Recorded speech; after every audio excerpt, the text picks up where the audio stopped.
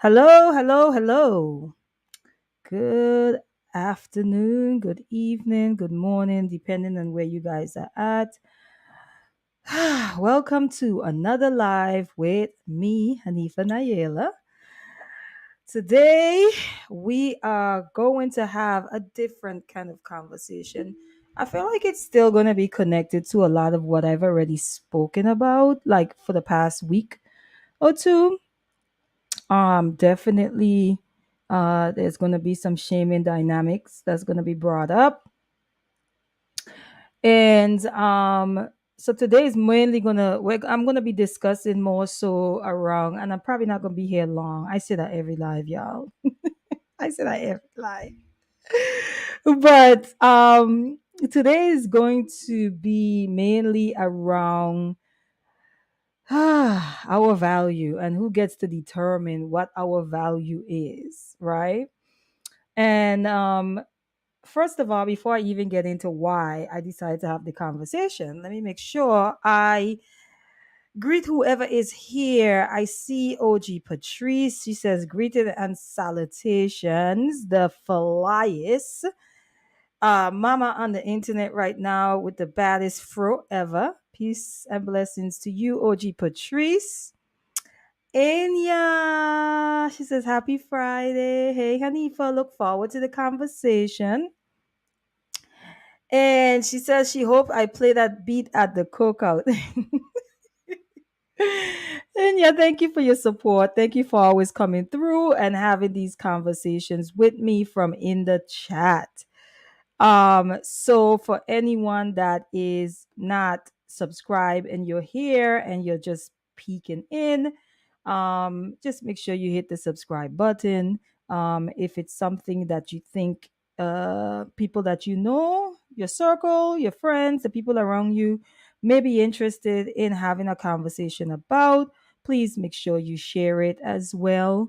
And let me go through my so, if you would like to follow me on Instagram, make sure you follow me at the real Hanifa Nayela. That is my Instagram tag. And if you are interested or you feel generous and you just want to give a donation, I usually put this up here because sometimes people ask. You can always cash at me at $ Hanifa Nayela, and I always appreciate the love. Okay, so I just want to make sure that I do a few things first before I get into this. Let me see.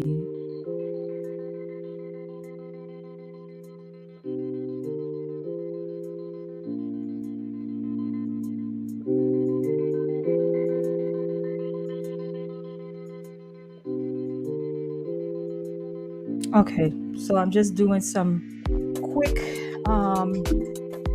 sharing and so forth. I will be right back, guys. Bear with me. I am looking for my phone and it is not near me. So I might need to run and get that real quick. Let me see. Actually, no, I'm not. I'm not gonna do it. I can live without my phone for like the next hour. So I just wanted to do my sharing. I'm just making sure that I have everything that I need in front of me. And let's see. Okay. I think I have everything. Um, yes. Okay. Anyway, how are you guys doing today? How are you guys feeling? Let me know in the chat. Um, I've been talking about this particular topic all week, and then, well, actually, all for like the last month, I would say. And then I saw this thing came up with, the whole Lizzo controversy all over again.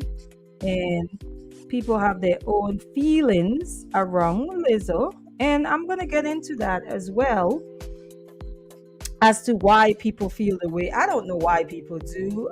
These are my assumptions and my observations. And then I'm going to get into talking about value because I think that oftentimes we're conflating two different conversations. And I think the reason why I think us conflating the two conversations is absolutely deliberate. I think that we have to conflate the two conversations around health and repulsion, right? I think the reason why we have to conflate the two is because most of us just don't have the guts to say it with our chest on how we really feel about certain things. And so we masquerade it, right? Our repulsion with we're concerned. And on that, I call bullshit. I'm gonna always call bullshit.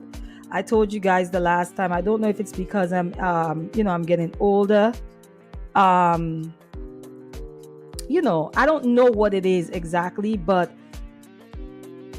as the days go by, I'm realizing more and more that people don't really care as much as they pretend to.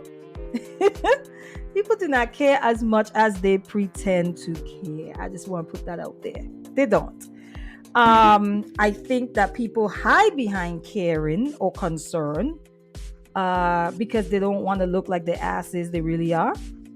So yeah, we're gonna get into this conversation because I'm noticing there's this thing that people are doing where they're trying to conflate two things. And I think it's very much on purpose. I think it's very deliberate, right?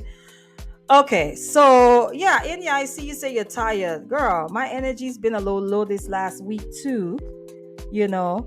Before I get into this topic, I just want to let you guys know that I don't really like Earth. You know what I'm saying? I think Earth is just like one of the ghettoest places ever, probably. I'm waiting for my ship. I literally feel like I was mistakenly dropped here. Um, and I'm just patiently waiting for my people to come back and get me. Like seriously, because Earth gets on my nerve. It just does. And I'm being honest about that, y'all. Um, the people are mean and nasty and pretentious and everything else. And if you're not careful, you pick up some of that as well. You end up taking on that energy as well. Next thing you know, you're projecting it. So I just want to preface this conversation by saying that I am not very fond of Earth and its behavior and its people. I'm being serious. Okay. So let's get into this, okay? So what I'm going to try to do, I am going to see if I can find... Okay, so I don't even want to play the clip, right? So I'm just going to tell you guys what happened. So you have Aries Spears, comedian, was in an interview and was asked by the interviewer, what does he think about Lizzo's music, right? And instead of answering the question as it was asked, which was about her music, he proceeded to talk about her appearance. Okay? He proceeded to talk about her appearance. He went as far as saying that Lizzo looks like the poop emoji, which I personally feel is not just mean, but it's also a very colorist statement. And these are the things that people don't want to dissect, because once you start talking about like the color of something and comparing it to someone because of their dark complexion, then you start getting into that territory of very colorist thought processes, right? And what else did he say? He pretty much, and I'm paraphrasing here, he pretty much did not feel like, he felt like, women, we are phony. Well, the woman who cheer Lizzo on and be like, he said, woman be like, yes, girl, yes, and knowing damn well that she is not healthy. And we're going to get into that too. And so it started a controversy. I don't necessarily feel like Lizzo punched back, like right after it was said. And now the same rhetoric that he spewed, the same, I don't even want to say fat phobia, because people make everything a phobia these days, and I ain't done with that. I'm not doing that.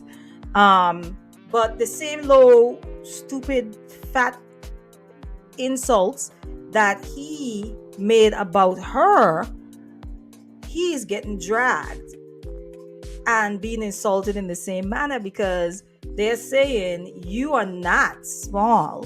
In fact, in the interview, we can literally hear you breathing, almost like you're gasping for air. And so all of the insults that he threw after Lizzo is now coming back to him, right? And there's the other side of that I observe is that a lot of us hold these vitriolic kind of thoughts about things that are different or we find repulsive. And so the same people who talk about fat shaming and fat phobia then began to quote unquote fat shame him, which lets me know even though you are coming to Lizzo's defense, you still hold the same feelings that Aries held about or holds about Lizzo. So here's what I really just came to say about this. The topic is who gets to determine our value. So what's happening in these spaces is a lot of people are having conversations around people's appearance, and they are equating people's appearance to what people deserve. What people deserve. Shout out to Kevin Samuels. Okay? That's where I have an issue. Now, let's talk about the Lizzo situation. A lot of what that brother said, because I think there's like past videos about him saying that he's tired of being the butt of the joke, about his health, about his weight, about his appearance, right? So he clearly has his own struggles with his weight, with his image, with his appearance. Okay, he clearly has those same struggles. So when I was listening to what he said, the first thing I said is, wow, this is some serious projection. So what was happening, at least how I looked at it, was what happens to people like him is that they are not too far from the people that they're critiquing, right? Whether it be in appearance, looks, aesthetics, whatever that is, money, whatever it is. But what happens to people like him, okay, is that when they see people who are in the same position aesthetically or attractive wise, or anything like that, when they see that person having the guts or the gall or the audacity to be confident, it bothers them. So because I know that he is someone who is struggling with his health and so forth, right? Because he's publicly talked about it, because I know that, it's almost like you already know the struggle. But here you come, because people like Lizzo's big, dark-skinned people are easy targets in a society whose beauty standard is whiteness. They are thin and white. That is the pinnacle of the society standard that we live in. You guys can dance around it. You guys can over discuss it. You guys can analyze it, but it still remains. It is a fact. It is a fact. It is the reason why Black people are still fighting for certain roles in movies. Some Black people are still fighting to get into certain spaces, to wear their hair as they wish, right? To not have to perm their hair to fit in, because there is a standard in the society that is anti-Black. The standard is an anti-Black standard. Okay, so that makes people who look like Lizzo and Aries Spears, by the way. Easy targets in the society. They're just easy targets. So what happens is you have someone like Lizzo, and this is where the value and the worth comes in. What happens to a lot of us who see these people happy, in love, living their life, because of the standards of the society that we have internalized. Because of that standard, we see these people living that way, and we literally do not feel that they have the right to, simply because of how they look. I'm just going to be straightforward. The whole Lizzo debauchery that's been going on has nothing to do with these people concerned about Lizzo's health. Nothing. Nothing. Is she healthy? Looking at her, I would say no. Is that okay? No. No, it's not. Is it, do I think that she's out there promoting people to gain weight and get to her size? No, I do not. And I'm not even a fan. I don't even listen to her music unless I have my radio on. I'm not a fan. I'm not a fan of Lizzo, and I'm not a fan of assholes either. A lot of us are mean-spirited people. We're mean. And we go and we look for things to be mean about. Now, you ask about her music. How did you get from her music to her appearance? How did that happen? Hey Dante. How are you? Thanks for coming in. Hey Danique. Thanks for passing through. Always good to see you guys. But yeah, so it goes to you're asked about her music, and you attack or discuss or decide to make a joke about her appearance. How do you get from her talent to her appearance? It is very simple. It is very simple. It is because people like him, mean-spirited, nasty, insecure people, feel that people that look like Lizzo, big and darker complected, I'm just going to put that out there too. There's a lot of people, not all, but there's a lot of people who feels that they shouldn't be celebrated, period. They shouldn't be valued, period. That's why when asked about the person's talent, you go directly to how they look, because you can't find it in yourself to give the person the props that they deserve simply because you find them repulsive. And I think that's the issue. A lot of people just find fat people. They don't care about those fat people's health. They want them to go away. They want them to disappear. They can jump off a cliff for all, but they care. They just want them out of sight because they find them repulsive. One of the things that I've observed is this. So you find a bigger person, a bigger, darker complected person repulsive. You think that they're not valuable. You think that they're undeserving of applause, of praise, of accolades. You feel that way. You feel that they're undeserving of happiness. Right? You think that they have no value. So what happens is when you see them, you project that onto them. You feel that they shouldn't be happy, so therefore you think they're not happy.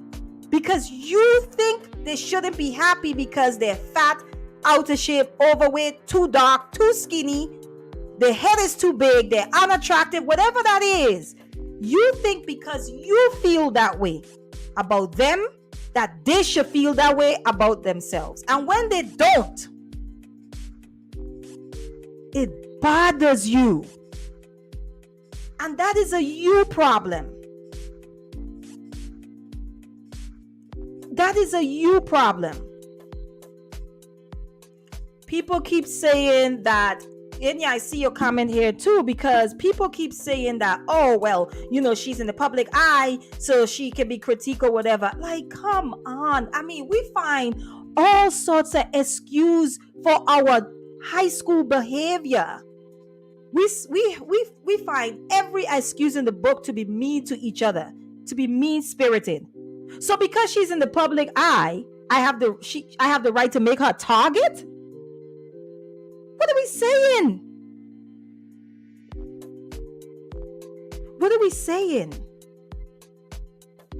When these people see big girls like Lizzo in relationships with men who are not unattractive men, who are not overweight men, it might just be a man who just loved that person, okay? For different reasons. Because our aesthetics is not the sum of who we are. All of us have multiple things going for ourselves. Multiple. Okay? Multiple things. Okay? But you see someone like a Lizzo, they're overweight, they don't fit the aesthetic that the society says is beautiful. And you see them with someone who may be attractive. And because you feel that person is undeserving of love and is incapable of being loved, because now you have devalued them solely based on how they look. Solely based on how they look. They haven't done anything to you. They probably haven't even opened their mouth. They have not offended you. Okay? They haven't talked about your mama. They haven't came for your kids. They haven't done anything to you but be present. And because you have determined that their value is non-existent solely because of how they look, you think everybody else feels the same way you do, including the person who you think has no value. It is projection. That is how you feel. That is how you feel. And you don't get to project your feelings onto somebody else and get upset when it's repelled, when they don't show up the way that you think they should show up solely based on how they look. You don't. I'm going to keep asking the question, who the hell do we think we are? That we can just place value on people. And you see, this is why society is the way it is, because we make up society, right? We don't, society says this is how it is, and we say, well, this is how it is. There's a hierarchy when it comes to beauty. And so, life isn't fair. That's just the way it is. And no one dares to challenge those unhealthy, toxic societal norms that we have come to embrace. No one thinks to challenge it. We are such big assimilationists that we don't challenge anything anymore. We don't question anything anymore. We just go along to get along, like this is just how it is. But is it right? Is it right? Is it right to say that somebody does not deserve happiness? Someone doesn't deserve accolades? Someone don't deserve to be in the spotlight? Someone doesn't deserve the front row seat? Someone doesn't deserve love solely based on how they look? Is that okay? Are we really going to say, well, that's just the way it is? Because if we're really honest, we know this is not about that woman's health. It's not about any fat person's health. Because we talked about accountability before. And we talked about proximity. And most of us don't have proximity to these people to hold them accountable. So we know it's not about accountability. Most of us don't have any relationship with these people to hold them accountable. So we know it's not about accountability. Most of us don't care enough about these people to hold them accountable, so we know it's not about accountability. It is about people and their misery, and going around and projecting it onto everyone, and wanting everyone to think about themselves the way they think about themselves. People are out here attacking other people to feel better about themselves. I look at that brother. I watched that little interview, that interview when he was talking about that sister. And I said, he doesn't feel good about himself. And he wants her to wallow in his overweightness or obesity the way that he is wallowing in his. And because she doesn't show up like that, he has a problem with it. Okay? One of the things I always look at with bigger people, I used to use this example. So you might have someone who is overweight, like extremely overweight, morbidly obese. That's what we call it, right? And they may be working out, but because they're morbidly obese, they may have lost 50 pounds. Let's say 50 pounds is a lot of weight, okay? They lost 50 pounds. And so they're feeling a little more confident. So let's say they were 300 pounds and now they lost 50 pounds. So now they're 250. So what happens is they're still big in most people's eyes. And so, but they're feeling good about themselves because 50 pounds is a lot of weight to lose. And so they go out, they buy new clothes, their strut is a little different, they're smiling more, their confidence just went up a little bit because, they lost 50 pounds. But the reality is that even though they lost the 50 pounds, in the eyes of the public, they are still big. And then somebody comes along because that person goes and takes a nice little photo shoot because they're feeling themselves and they're feeling like celebrating the fact that they lost 50 pounds. And someone comes online and talks about their weight and how disgusting they look. Right? Now imagine the progress that person have made by losing 50 pounds, and simply because they're still big, they shouldn't be able to celebrate it. They shouldn't feel themselves. They shouldn't walk with their head high. They shouldn't have a confidence increase because they're not the size that you think is healthy or you want them to be. That's a problem. We have a problem. We have a problem in this society. Let me see what you guys are saying, because I see Inya talking.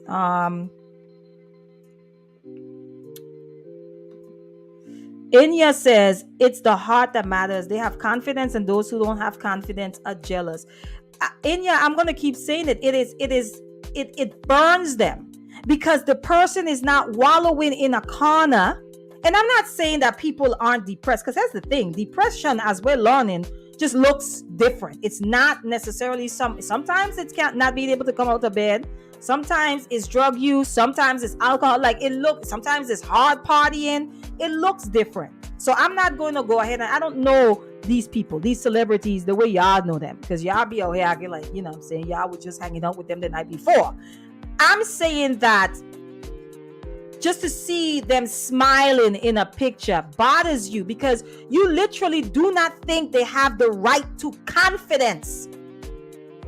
Do you really feel that confidence should not be accessible to them simply because you find them repulsive? And that's where I draw the line. I have a problem with that. If we're going to have a conversation about health, let's have a conversation about health. Let's have a genuine conversation about health. Let's talk about the obesity rate. First of all, across America. Second of all, in our community. Okay? Third, amongst our women and our men. And our men. Because Black men are dying from some of the same diseases that's related to weight and obesity as Black women. So if we want to have a conversation about health, let's do that for real. But we don't want to have a conversation about health. We don't. We want to be mean, and we want to shame, and we want to attack, and we want to insult, because we are out here feeling shitty about ourselves, and we are trying to find a way to relieve ourselves of that shittiness.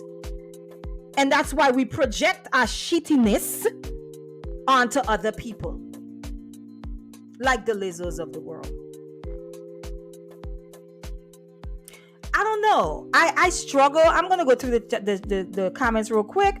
Inya say, who's fall in line with the conversation from last week? Exactly, it does. It's all connected. Inya says, it's not years ago. Someone told me I would look better if I lost the weight. Not, hey sis, let me help you get healthy. It's sickening. This is how food disorders, anorexia and bulimia. Absolutely. But here's the thing about that, Inya. There are people who are struggling, because here's the thing, the shaming goes both ways, because there are literally women out there and men who can't get their weight up. They just can't. They're just naturally tiny, skinny people.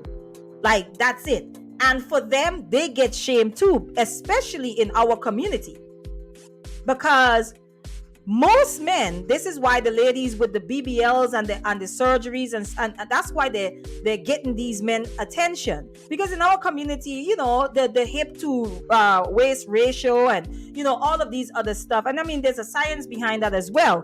But for the most part, Black people, you know, people of African descent, you know, people in the diaspora and the continent, like, they like women with some meat on them. So what happens to that? Means that there's a group of women who end up being marginalized in a community like that, which is the women who just are smaller. Their chest is smaller, you know, they don't have the booties, they don't have the hips, whatever that is, right? And this is why I don't get into like beauty politics, you know. People talk about pretty privilege, whatever that is. I don't play around with that type of stuff, because when we engage and participate in those systems, they have real repercussions to the people who are marginalized because of all the isms and schisms. So I don't think it's a fun conversation to have. I don't like to, you know what I'm saying? Because there are people who literally are being discriminated against, right? Because of really privilege, because of beauty politics, is what I like to say. Okay, so yeah, it goes both ways though, Inya. Like, and then the idea that what this made me think of, I thought of Whitney Houston came to my mind, right? May she rest in peace. She came to my mind. She was a naturally slim woman. Okay, there's people, like some people it's just genetics. So she was a naturally slim woman, right? But the lady clearly had some issues, right? Now, will we consider her healthy? Now, looking at her, we would say physically. But once we found out the things we found out, then the answer to that is no. No, she wasn't. Because if you are on any type of, you know, drugs and whatever that is, you're not healthy. I don't care what you look like. I don't care what your weight is. I don't care about none of that. And that's what I'm saying. We are not having an honest conversation about health. We're just not. There are women who are extremely small, having issues in their bodies. Issues. Our women are dealing with fibroids attacking their wombs. We're talking about cancer, prostate, breast cancer, obesity. Yes. Now, we can talk about it, and we could talk about some of the things that we can do better. People can promote, like whatever that is. But let's not pretend that we're actually having a health conversation when we're just having a conversation amongst a bunch of school children who is trying to feel better about themselves by shaming and attacking and marginalizing somebody else. So Dante, as soon as we see something, we start to intellectualize it. Yep.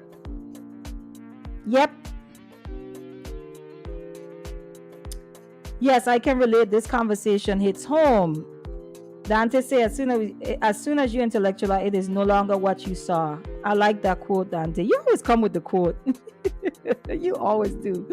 Hey Taylor, peace to you, sis. Peace to you, Dante. You be coming with all the good quotes. I promise you do. Yeah. So I wanted to kind of just come on and speak to that because we lying, y'all. We out here lying. Like, we really out here lying. We don't really give a shit about anybody's health. We don't care about Lizzo's health. We don't care about Aries' health. We don't care about none of that shit. We just literally want to have public shaming events, right? That we're calling platforms and podcasts and so forth, right? Public shaming. That's it. I don't like the way she looks. She looks like the shit emoji, the poop emoji. I don't think that she should be in the forefront because I don't like the way she looks, and I just don't think that she should have access to confidence and access to love and access to happiness. That is what that comes down to.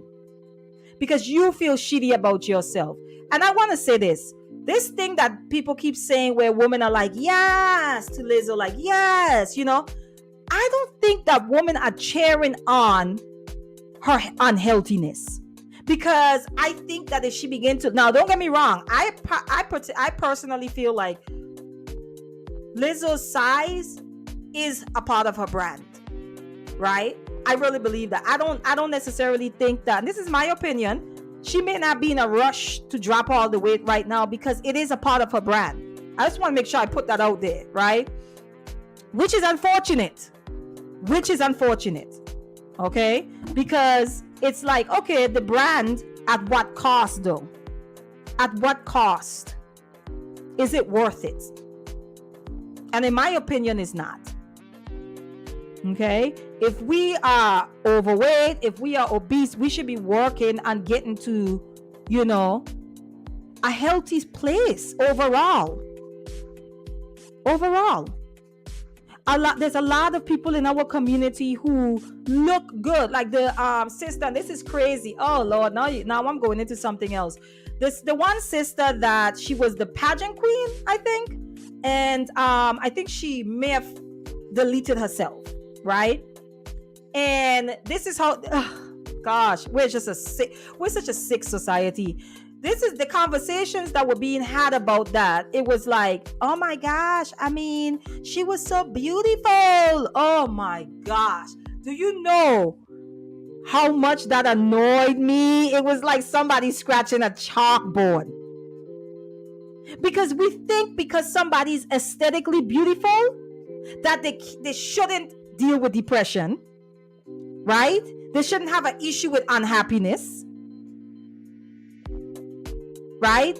They shouldn't, like, what do you have? They can't complain about life. Because the assumption is if you're that beautiful, then you have life easy. And in some capacities you do.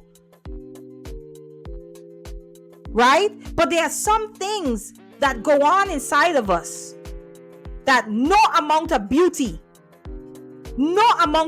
can fix. Mental health challenges don't care how fine you are.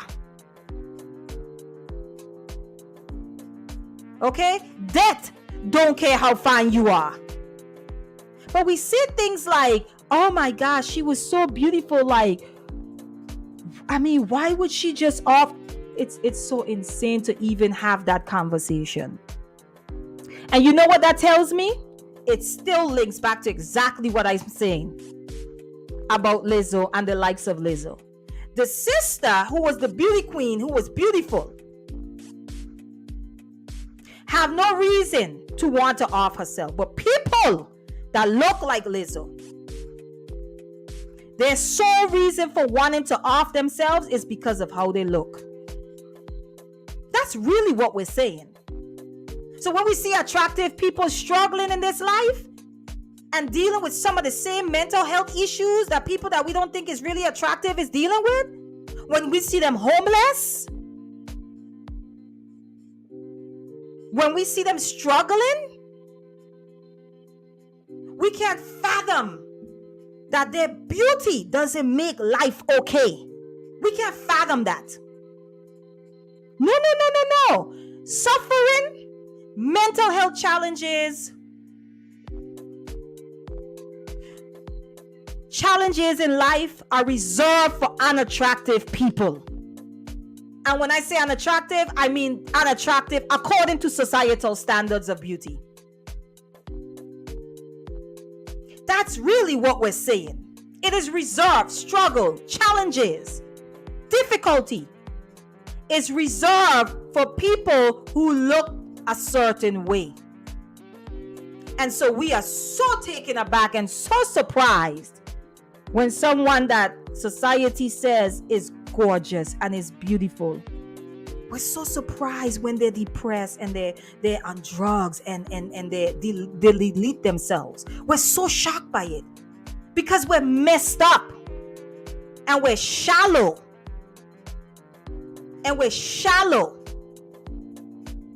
And a lot of us are unhappy within our own selves, and we need to get the weight of that off somehow.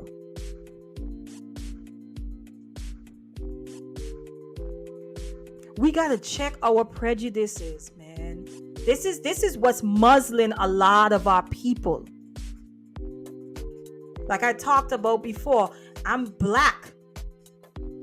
I'm built to suffer. So I better not complain. When we push the narrative around, oh, this Black people, we resilient, we do this. It creates us a culture and an environment that's not safe for people to say they need help.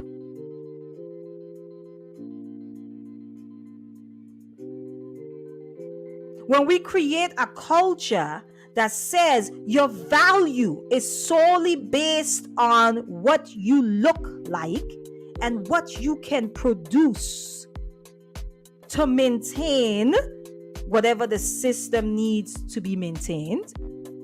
When we create a culture like that, we marginalize people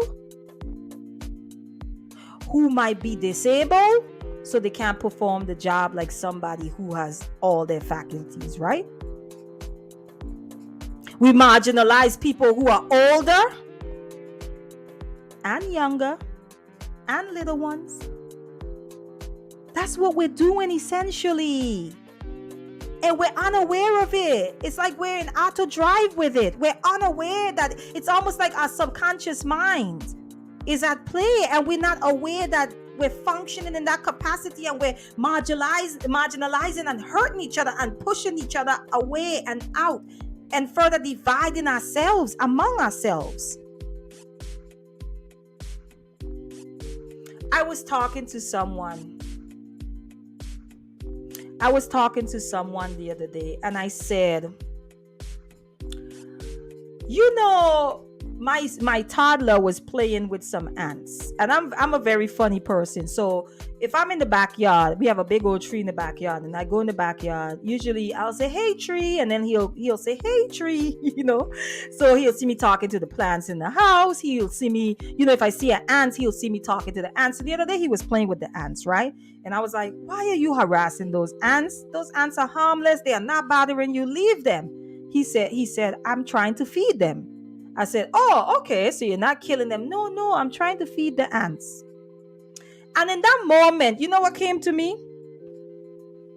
I think that we learn from very young how to treat things that we deem smaller or less than us.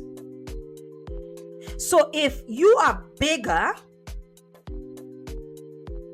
then we learn this very young, by the way. We learn this very young by the way we treat nature. I would say that. By the way we treat nature, right?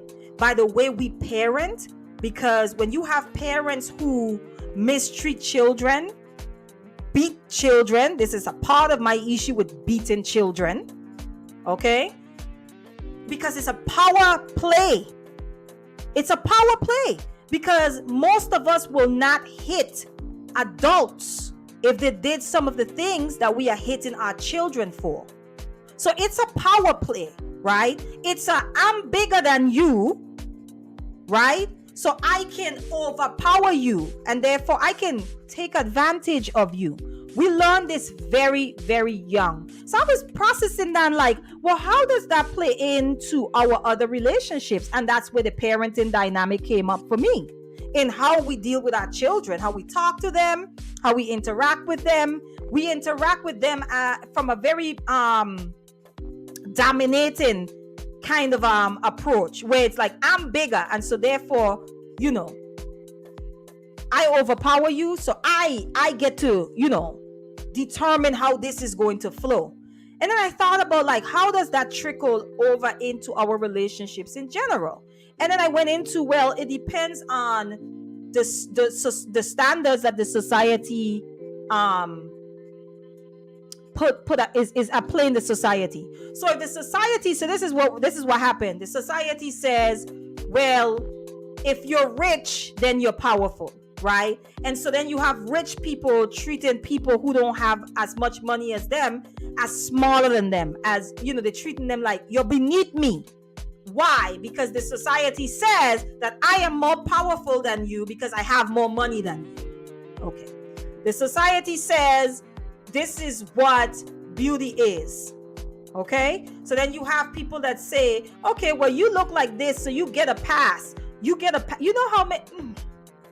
know how many people in the society that fits that standard of beauty or are in close proximity to the standard of beauty that's set? Do you know how much bad behavior they get away with simply because of how they look?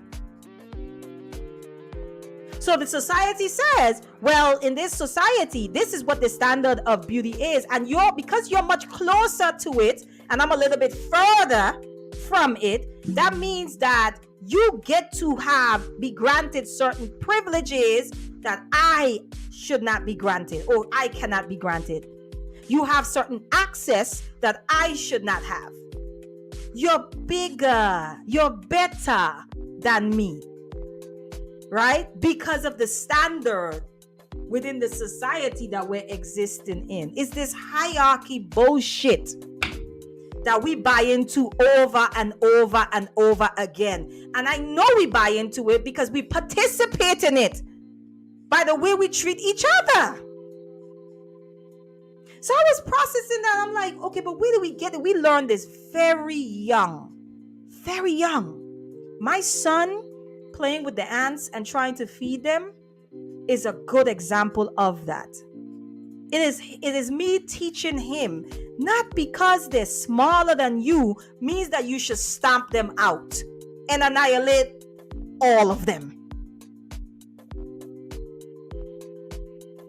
Not because you see someone weaker than you, not because you see someone aesthetically less attractive than you, or further away from the standard of that society says is beautiful, means that you get to mistreat them. So our children are learning this very, very young. It's in the movies that they watch, in the cartoons. It's in the households that we're raising them in. They're watching us play it out, how we treat each other, all of these things. And so they are now internalizing it, and the cycle continues. That's the society we live in.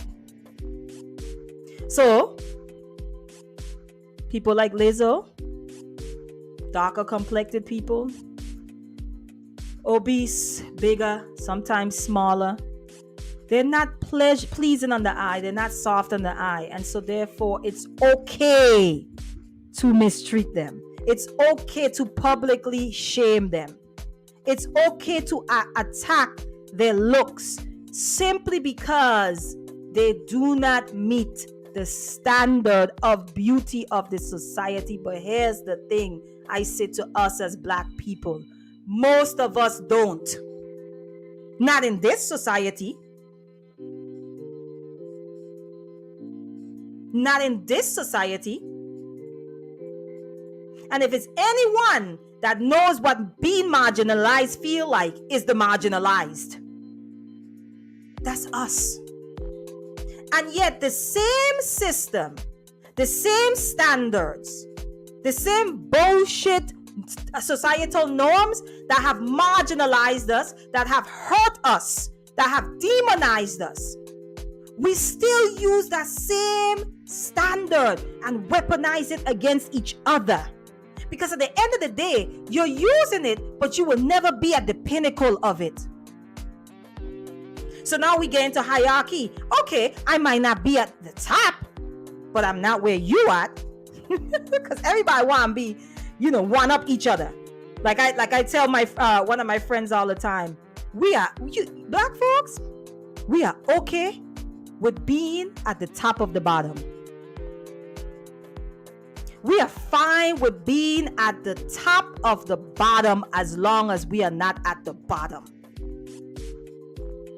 So that's where you see the crabs in the bucket, in the barrel mindset comes in. Because everyone is trying to get at the top of the bottom. And that's a problem. Because the fact that you're in the bottom and you've been placed there, right, should be a problem. But no, instead of fight the power structures that have placed us there, that have forced us there, that continues to contain us there, instead of fight that, we turn on each other and we start using their standards against each other. And we start devaluing each other and we start measuring each other's worth. Somebody's size tells you a little about their life. Somebody's size does not determine the type of personality they have. But you see, people who you find repulsive, you don't even feel that they're worth getting to know. You just want them to go away. And by the way, we're talking about weight here, but there's a whole lot of other isms. And I mentioned 2 already, right? There is ageism, there is ableism, there are all those isms. Because at the end of the day, we know what they fall under. We know what the umbrella is. Those are just symptoms of the sickness in the society. We know what that's about. So ableism, you see somebody, they're in a wheelchair, they don't hold as much value, right? And because they don't hold as much value to you, you feel that you should not engage them. They're not worth getting to know. Their opinion probably doesn't matter that much. I was going to say something, but I'm not going to say it. Right? Then you have ageism. Look at how we treat our elders today. Are you guys seeing this? Are you guys seeing what I see? We have no respect for eldership because we have no respect for honoring the ancestors. That's the issue.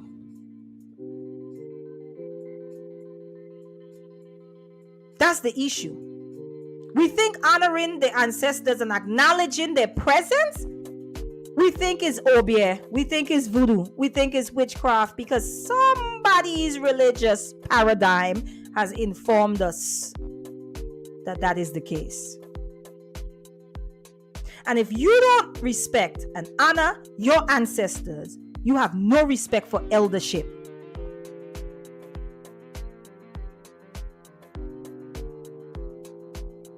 Look at how we treating our elders today. Look at how we trying to silence them. Oh, you guys are from another generation.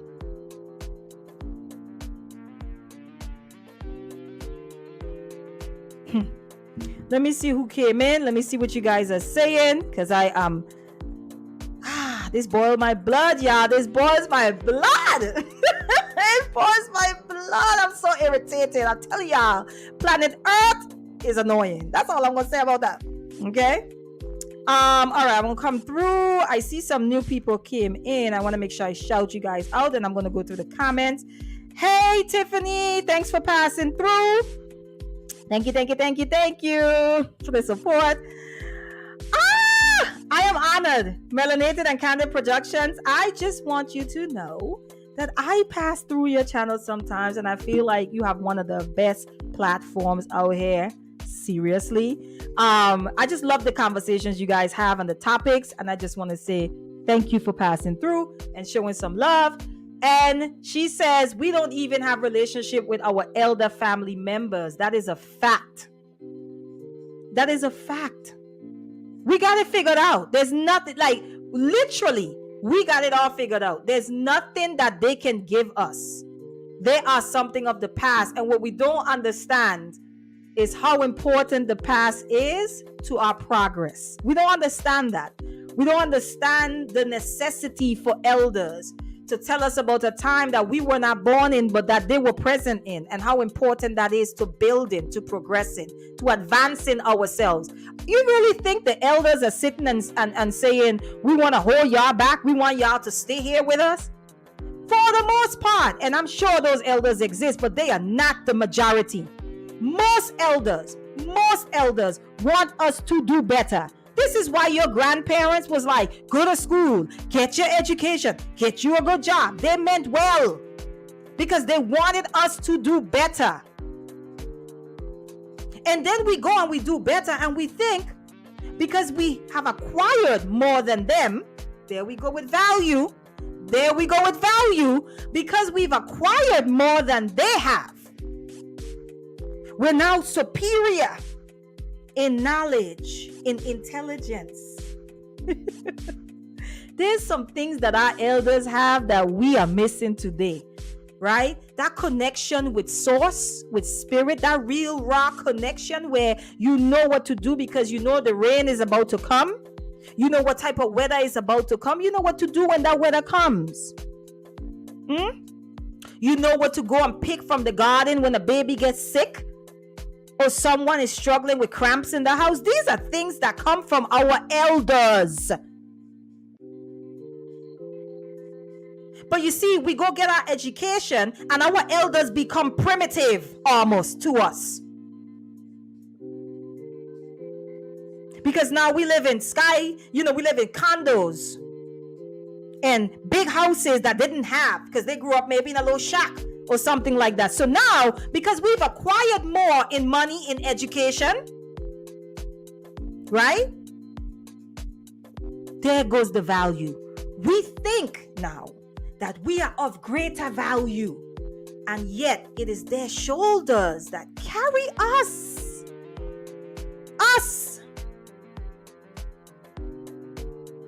And look at us. We think because we have acquired more. Again, you get the more. You see how this go? I have more than you. So that means that I am more important than you. I am bigger than you. So that means that I am stronger. No. That means that I am more valuable and more important than you. I am prettier than you. So that means that I have more value than you. You guys see how that works? And look at how this is now trickling down to how we're dealing with eldership now. It's unfortunate. Here's the thing. You can live in this society, and what I encourage people to do is unplug from a lot of this shit. Because it's creating monsters out of us. Because when I talk about the system, I'm not talking about something out there trying to get you. The system is in you. You uphold it. You advance it. You build it. You keep it going. You maintain it because it is in you. So when I talk about unplug, I mean that we don't have to go through some detox. When we start finding these ugly things in ourselves, we're going to have to face them head on, because usually at the root of it is something that you don't want to face about yourself. It ain't about Lizzo. It ain't about Aries. It ain't about anybody else. It's not even about your elders. It's something that you don't want to face in yourself. And so now you're going to go and you're going to project. And I'm saying project, but really is deflect. You're going to go and you're going to deflect. And you're going to take the attention off of you and put it on somebody else, because you are afraid of being seen. Don't look at me. Look at Lizzo. Don't look at me. Look at that ugly lady over there. Look at that. Look at that. Look at that disabled man. Look at that homeless person. Don't see me, see them. It's deflection, even though I'm calling it projection. It's deflection. And yeah, I'm waiting for my ship to come back, sweetie. I swear. I'm just like, should I I don't know. I mean, should I be shooting out a flare every day at this point? Because this ain't it, sis. Earth and I, we just don't get along. We just do not. So Taylor says, yes, I am the natural slim woman. Past my 50s and still slim. However, I am healthy due to my plant-based diet. Okay. Yep. And that's what I'm saying there. And you've probably been like that all your life. And I'm saying there are women like that. And they get shamed as well. You know what I'm saying? Like they get shamed. They get looked over. They ain't got no ass. Their chest, people be saying you built like a boy. All of these different insults that we have for each other. So it goes both ways. It really does. But when it comes to fat people, we have a repulsion kind of situation going on there. And we try to make it feel like we are under health crisis campaign. That's bullshit. You do not care. You do not care if that person eat another burger. Okay? They're just an easy target for you to get off on. Instead of going and deal with your own personal shit you got going on inside of you. Dante said, now you're approaching the other side of the conversation. Keep going. They are cheering her confidence. And I'm glad I got to this because I think that people, and that's what I'm saying, they really feel that she's not even deserving of accolades or applause. Like, she is not deserving of any of that simply because of how she looks. And I would dare say, when you're unhealthy, you know you're unhealthy. When you're unhealthy, the people around you know you're unhealthy. Okay? I do not think that people are cheering on her unhealthy lifestyle. They are cheering on the fact that, because you know what? Two things can be true at the same time, right? Somebody can be big and they can also be working on their lifestyle, and it might take them years, because especially when you're morbidly obese, it takes a while for you to get down, because it's a lifestyle change. I would dare oh boy, oh gosh, this is what I'm saying. We don't want to talk about this for real. We don't want to talk about the connection to obesity and sexual abuse in our community. We don't want to talk about that. We don't want to talk about that.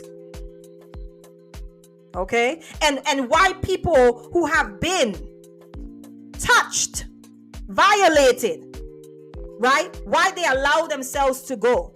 About the young girls who allow themselves to get big and fat so that they don't be attractive to anyone. They don't even want to be looked at. We don't want to talk about that, right? We have a crisis in our community, right? But no, we rather deflect and attack and shame and insult instead of having a real, genuine conversation that's going to be productive, right? That's going to be provocative, right? And provoke us to action. We don't want to have that conversation. We want to have the conversation that says, ew, she shouldn't be doing all of that, looking like that. Oh my God. That's what we want. That's the conversations we want to have. And that's how I know we're full of shit. We don't care. We don't really, really care. Okay. So let me go ahead and see what else you guys are saying. Taylor says society places value on looks and finances, period. That's it. Yes. Yep. Everything starts at home. So Taylor, here's my question there with that. So much of what this society does is like premeditated. That's the word I'm looking for. So if you have a select people who is wielding all the power and they're the dominant society, right? They have the most resources in that sense, right? When you place that, society places value on looks and finances, stop at finances, right? When that is lifted up as this is what's valuable, because once you start saying this is valuable, then you have to say this is not valuable, because there has to be something, there's a duality for everything, right? So you say, no, this is what is valuable. then you have to say, then what's not valuable? And then you have a part of the society who has access to this, to resources, who are a little bit more financially advanced in many capacities, right? And you say, well, this is what makes you a man. And today, Black men are still fighting to be seen as men, right? This is what makes you a man. This is what makes you somebody. What happens to the people who don't have the same access? What happens to the people who don't have the same resources? Right? They automatically are seen as what? Less than. And once you make something less than, and you devalue something, and you other something, then you can abuse it. And no one bats an eye because, well, it holds no value. Y'all see how that works? Am I the only one that's seeing this? Okay. All right. Let me go through the rest of the comments. Yep. Inya say, fighting for crumbs. Hey, Tiff. Thanks for passing through. Let me make sure I cover everybody else. Hey, sis. Thanks for passing through.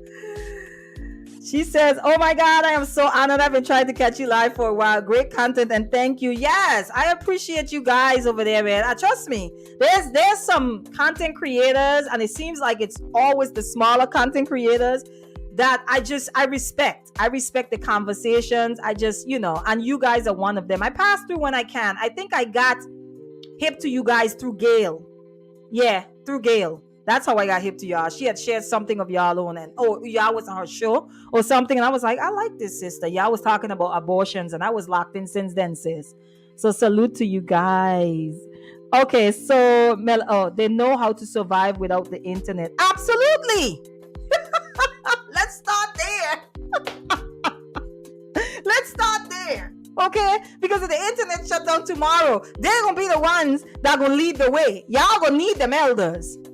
Okay.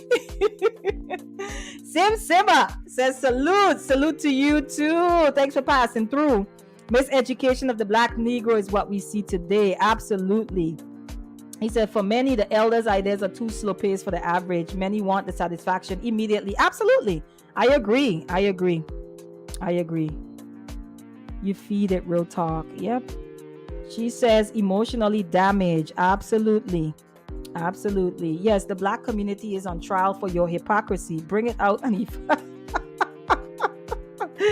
My issue with Lizzo is that being fat and happy is only being peddled in the melanated community, and many are idolizing being comfortable in an unhealthy lifestyle. Now, yes, I'm glad you brought that up. So, and that's why in the beginning I was like, this is not me promoting unhealthiness. Like I said, does she need to get healthy? Yes. I heard someone talking about that she is, I don't know if it's like some sort of collaboration with Peloton. And I'm just like, even something like that, when you look at the other women from other racial identities, doing the Peloton collabs or whatever, they do not look like Lizzo. So I think that there's even a part of it where they want to use, I'm trying to choose my words wisely here. I'm going to say we are often mocked in those spaces. So I agree with you. I think that she's being used, but I also think that, like I said earlier, that's her brand. And it's unfortunate that that's her brand, because if it's your brand to be unhealthy and you can die from that unhealthiness, that is unfortunate. But what I'm speaking to today is the bullshitters acting like they really care, right? And they're just coming for her and talking about, like in general, because I keep seeing this even in these spaces where we can't just talk about, hey, this is an issue and here's why. We have to get into the value of the person. We have to get into what that person deserves, right? For like the last 2 years, we had to deal with men on these platforms saying that Black women, because they won't go to the gym, they're going to die alone. I mean, we've heard that play back over and over. And my thing is like, if if black women do not start taking their health serious, because we already have an epidemic, if they don't start taking their health serious, then it is really going to be detrimental to the overall collective. We can have that conversation. But once you get into what woman or whoever deserves, that's when we start talking about somebody's worth and value. When you start talking about what they deserve, because you don't get to determine that. None of us do. The only person that gets to determine your value is you. And here's how that works. Here's how you navigate that. When you decide what your value is, when you bump into people who do not honor that and who can't respect that, you move around. You move around. Every single one of us gets to decide our value. What is your standard? What is your standard? At what price do you value yourself? And that's why I wanted to have this conversation, because my thing, specifically to black women living in this society, let me tell y'all something. We better get comfortable with ourselves quick. We better teach our children how to love themselves at any stage in their lives. Because as soon as you leave out of your house, there is a whole society, a whole media campaign ready to tell you why you hold no value. This is black men and black women. And this is where I have the issue. You don't get to tell me. You get to tell me, hey, you might not be a good, match for me because I don't like bald women, or I don't like women with septums in their nose. That's fine. But you don't get to tell me that I am low value because I'm bald and I have a septum in my... You don't get to tell me that. No. I determine that. I determine that. And if I know that I'm valuable with my head bald and a septum in my nose, and I have confidence in myself, and I love myself, when I buck up to you in public, if you can't honor me in the same way I honor myself with my bald head and my septum in my nose, then guess what? We just ain't gonna link. We're not going to link. You can go about your business and find someone whose value is determined by them and you're willing to honor their value. Find that person. You like women with hair? Go find a woman with hair. Right? You like guys that are tall and dark? Go find guys who are tall and dark. You don't get to dismiss and devalue the short, light guys. You don't. Simply because you like tall and dark guys. Hello? Who are you? Who are you? Who died and left you in charge? What is this God complex that we have? Because the divine in you and the divine in me is not meant to be utilized in that capacity. We are supposed to be building, not tearing down. And the things that should be torn down are the things that are getting in the way of us building. But interestingly, all our energy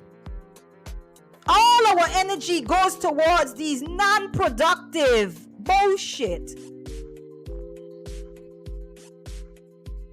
Right? There are things that are anti-progress that we should be focused on, that we should focus our energy on. That is what the divine in us is there for. To create. To create. What you talking about? Because what you're talking about is what you are creating. We are creators. That is what we are. There's no way around it.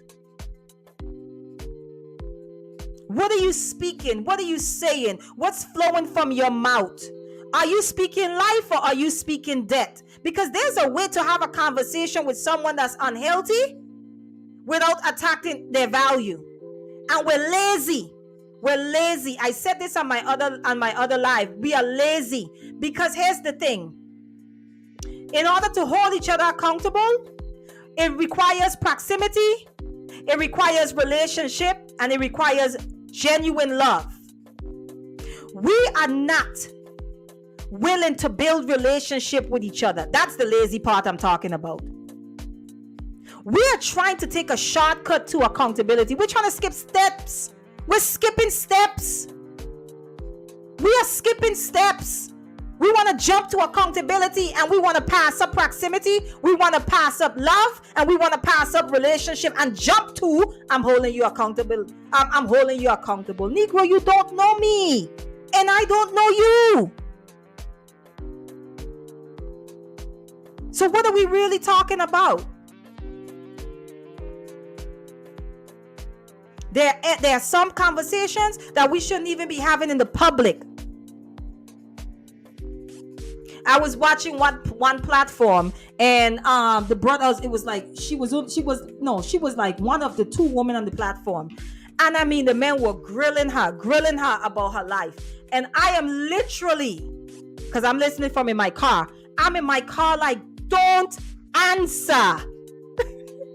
Do not answer. One of the brothers came in on the platform and actually said to her, these people do not care. Stop telling them your business. And she's just going, answering the questions. And I was like, oh my gosh, they're about to weaponize your own information against you. They're about to exploit you, sis. Just leave. These are strangers on the internet. You are not obligated to give them any information about yourself. You're not. Because they're not talking about building relationship with you. They're looking for something to rip you apart about. There's the crack in your story. There's the hole in your story. I got you. And see, now this confirms what I feel about black women. Or this confirms what I feel about black men. This thing that we do to each other in conversation where we're trying to trap each other.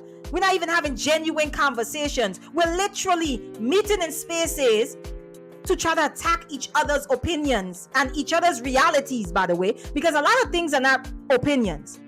There are multiple realities happening at the same time.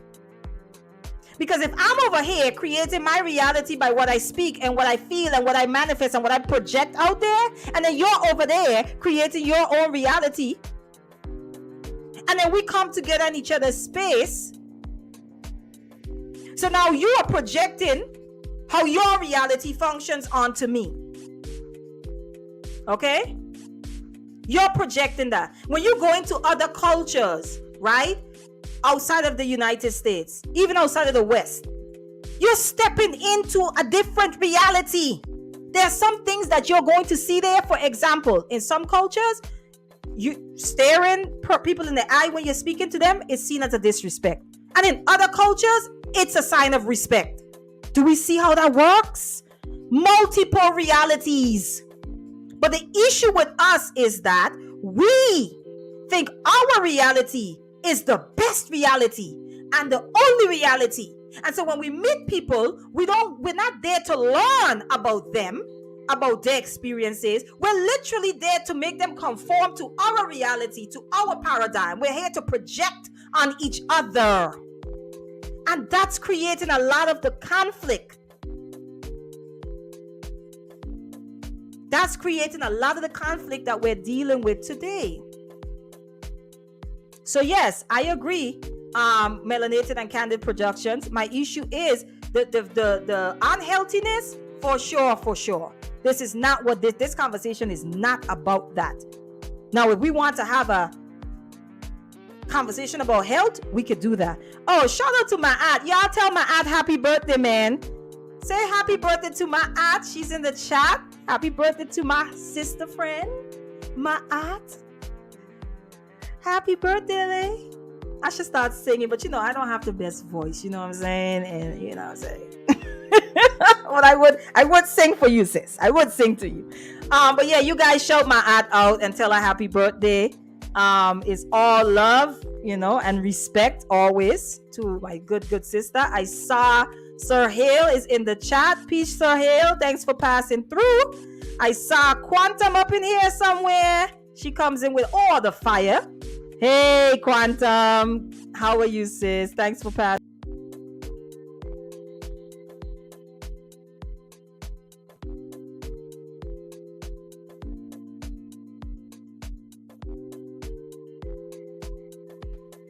Guys, I don't know what just happened, but I think I clicked something wrong. My apologies. Yes. So let me see who else I have in here. Make sure that I am not passing anyone up. Okay. Okay. No, Enya. No. No. Absolutely not.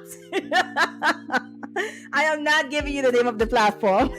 But I will say this. I will say this. Some things I can't some things don't resonate with me. It just doesn't. I have a very peculiar personality, right? I have done what I wanted to for a very long time, but I will say this. It comes with consequences. It comes with a cost. Okay? If you look and you count the cost and you're like, hey, nobody care about that, which for me, right, I have. Certain things about me, my mannerisms, the way that I speak sometimes, right? I know that I'm not going to be able to enter certain spaces unless it is absolutely divine for me to do so, and I'm okay with that, right? Now I use my septum, right? Because my septum I could take this out at any time. And I've already said, like, if I'm with my husband and he going to like like a business meeting that requires him to be like suit and tie, I'm not going to roll up in there with my septum in. I'm going to take it out and I'm going to walk in there by his side. You get what I'm saying?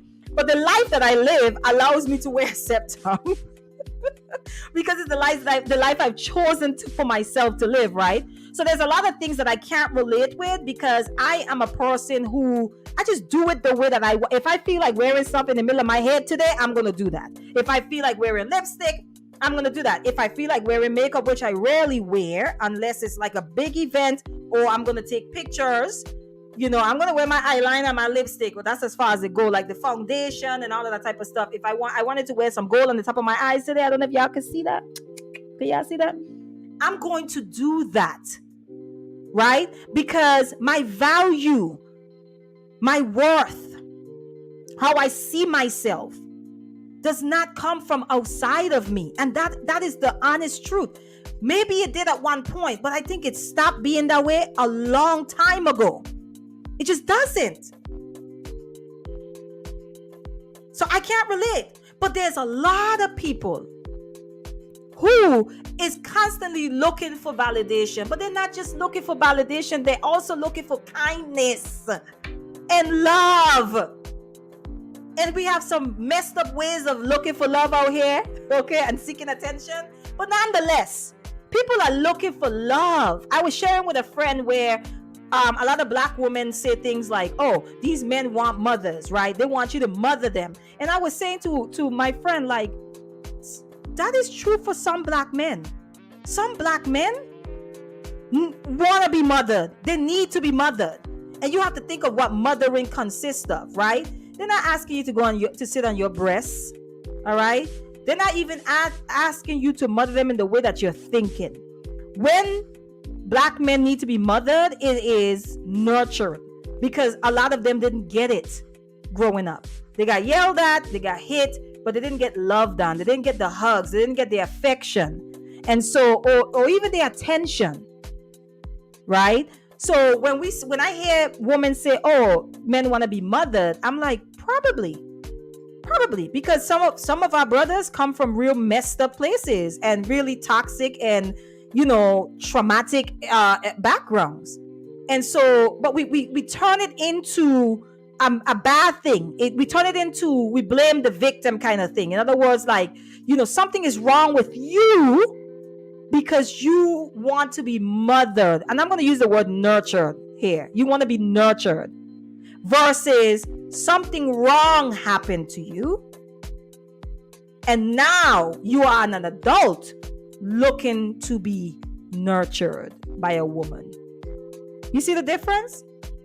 Versus you're bad versus something bad happened to you. And we do that a lot with each other. And this is all connected to what I'm talking about. So, oh my gosh! Hey, Melania! Thanks for passing through. Listen, if you guys are here and you guys have not subscribed as yet, make sure you hit the subscribe button. Okay, go back out, hit the subscribe button. Again, if you want to follow me on Instagram, I'm at the real Hanifa Nayela. And if you feel like cash apping, you're generous today, just hit $sign Hanifa Nayela. This is my childhood friend. Hey, so I'm super excited. I got all warm and fuzzy inside. So, hi Melania, thanks for passing through. I'm mad your full government name is out here though, but okay. Okay, so I'm sorry guys, I just got excited. She says, this is exactly 100 what I needed today, confirmation. That's super. I'm excited. My job is done. I'm done. I could just go ahead and log off now because the way I have a small subscriber count here, and I use YouTube because there are some things that I know that I have to do in life, and I need to like sharpen some things, and I use YouTube for that. However, I always say it doesn't matter how many subscribers I have. So when I look at subscribers, I'll look and say, let's say I have 5 subscribers. How would I talk to a room of 5 people? What would I want to share? How would I want them to leave the space when they leave my presence if it's only 5? So 5 subscribers, in my head, I look as if I'm sitting in the room with 5 people, right? So 14 or 15 of you guys are on this. I picture it as if we were in a room together, right? What kind of exchange would I want to have with you, right? I would want you to leave better than you came. And so when I see this, I'm like, my job is done, because even if it's just one person, I'm super excited. But anyway, so I wanted to come and talk about this particular topic. I'm going to be closing out because we need to stop, y'all. We really need to stop. We really need to stop pretending. Stop being pretentious, okay? Stop being pretentious. If we're going to have a conversation about health, let's have the conversation about health. Let's do that. Let's not conflate your desirability politics with health. Let's not do that, because that's what's happening. Let's stop determining each other's value solely by surface level aesthetic, you know what I'm saying, or what's aesthetically pleasing to your eye. Let's stop valuing each other simply by appearance, right? Take the time to get to know someone. If you see someone that is exhibiting a certain type of behavior, here's what I've learned. You don't know their story. You don't.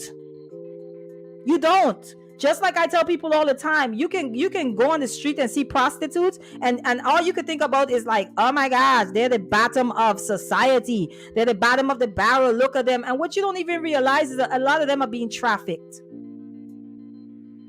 And that they're out there against their will. But you don't care about that. You don't care about that. You don't care that she was trafficked at the age of 12 and you're running into her on the street at the age of 19, right? And she's been in that life from the age of 12. And so she's messed up and she's on drugs, right? Because it's a form of escape from her reality, right? And she was really a baby when she got pimped out. You don't care about that. You're just glad that you have bumped into someone that you see is lower than you, is less than you. You just need you need an ego boost. So you don't care about how she got there. You don't care about why she's there. You don't care about none of that. You just care about the fact that she's a prostitute on the street, and I get to get an ego boost by insulting her, by shaming her, by attacking her, by discussing her, by gossiping about her. You get to have an ego boost. Well, congratulations. You get to feel better about yourself. Now what? And that's a question I ask myself and I ask everyone now. Okay, you have identified a problem. What are you going to do about it? Because you are the solution. We all are. So you identified a problem. What are you going to do about it? All right. So let me see. I see that's what these platforms should be used for. If I tune into a channel for hours a week, I should leave with some knowledge at deeper level. Keep doing you, Hanifa. Thank you so much, Melanated and Candid Productions. And by the way, guys, Melanated and Candid Productions, follow them on YouTube. Go ahead and subscribe to their channel.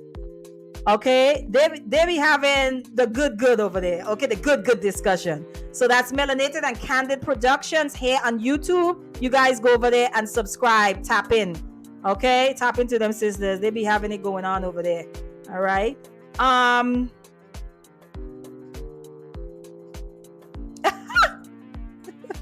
Enya, do you want to come up? I can still just get the link going.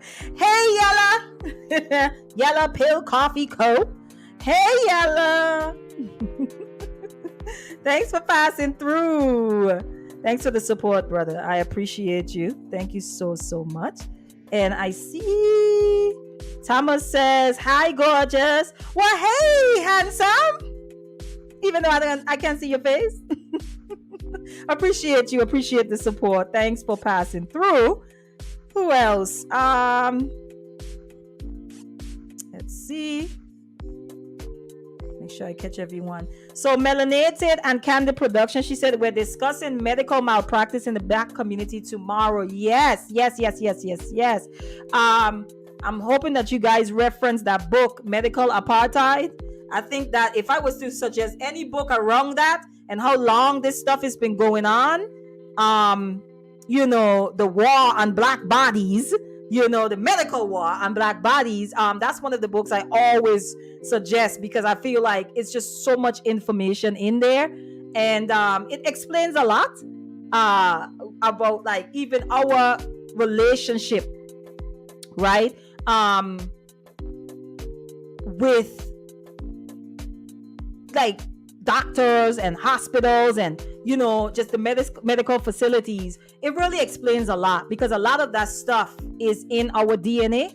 Like I tell people, we pass on these things just like we pass on recipes, and even though we might not know why it has happened, because we're so far removed from the origin of it, we're so far removed from the origin of it, but the behavior or the reaction to the issue, we still exhibit that. And so being able to read that book and really make some connections is really helpful. So that's a really good topic. That is a really good topic. Thomas says he's good. Let me see who else. I think I see Big Bad Bull. Hey, how are you? I seen you out here in these streets, sir. Okay, you becoming a hell of a moderator out here. I might have to make you my moderator. And guys, just so y'all know, I am not good with the moderator thing, but I'm going to start going through by the next time, which is Monday. I'm going to go through my thing and try to get these moderators set up. But yes, I will do that. Oh, Enya, you want me to, Enya, I'm dropping the link, y'all. If y'all want to come up and have a conversation, please do. I'm dropping the link because I would love to talk to some of you before I leave. Okay, and I am here for you guys to have the conversation with y'all. So I just dropped the link in the chat. So if you guys want to come up, but shout out to Big Bad Bull, okay? The baddest moderator out here in these YouTube streets these days. Salute to you, sir. Thanks for passing through. It's good to see you. Look at Yellow. Look at Yellow instigating. Hey sis, come on in. Hey sis, how are you? Hey, can you hear me okay? Yes, I can hear you. It's a little noisy, but I can hear you. Yeah, sorry about that. I got my chin in the background. So listen, I got something to say because this whole conversation with the Lizzo thing triggered something in me, because as a former, overweight person who still battles with being overweight even in my mind at times. Wait, Enya, wait. I don't know if it's a TV or something. Oh, yeah. But it's drowning you out. All right, let me turn it down for a little bit. One second. All right, is that better? Yes, talk to me, sis. All right. I was saying that as a former overweight person who still battles with those thoughts in the mind of being overweight, for somebody to say something like that to you and to make you feel a certain way just because of your weight, it don't feel good, and that people who walk in that mindset are full of pride, and it's very frustrating because everyone looks at the weight as, oh, you're just eating too much and you're just big and all these things, but not addressing the root. Yes, molestation happens in our community and is brushed under the rug and nobody talks about it.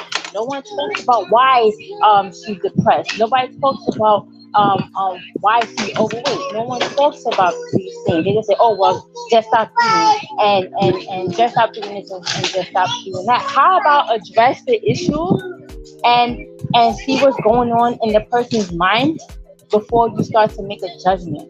Because it triggered me a lot because of the simple fact I've heard that a lot in my life. Oh, well, you would look better if you would do this and if you would, or if you would, just lose weight. Well, what am I dealing with? Did you ever ask that? Did you ever ask that, Pastor? Did you ever ask that, Auntie? No, nobody ever asked that. So it's kind of hypocritical in a way that people want to call out the thing with the weight, but not seeing what the root issue is. And we have a lot of it, and it's just annoying in a way. So I'm glad that you spoke about this, and I hope there will be a future conversation about the sexual trauma and the obesity, because that's a real thing, and nobody's really talking about it. I don't want to say nobody's talking about it, but I don't really hear a lot of people talking about it. So I hope that's a conversation to have later on.